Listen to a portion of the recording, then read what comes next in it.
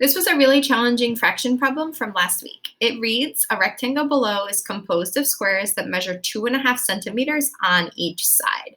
What that means is that each of these squares has a length or width of 2.5 centimeters. So what makes this problem tricky is that first, before we determine the area, we need to determine the length and the width of this particular rectangle.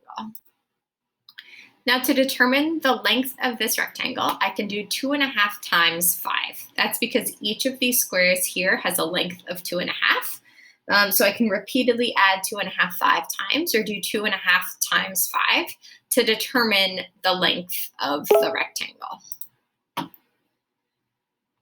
2.5 times 5 has two partial products. I need to multiply the 2 times 5 and the 1.5 times 5 to get a total length of 12.5 centimeters. Then I need to do the same thing here to determine the width.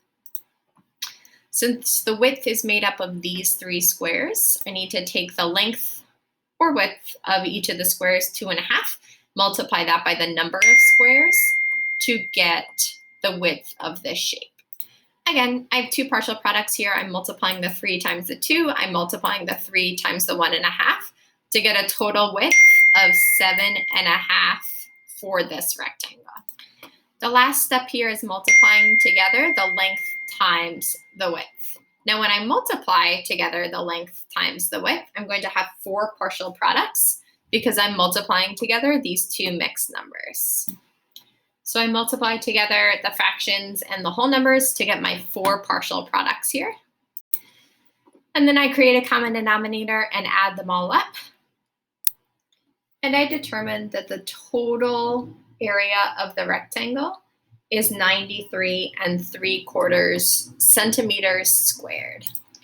Don't forget the units and the square units because we are determining the area of the shape.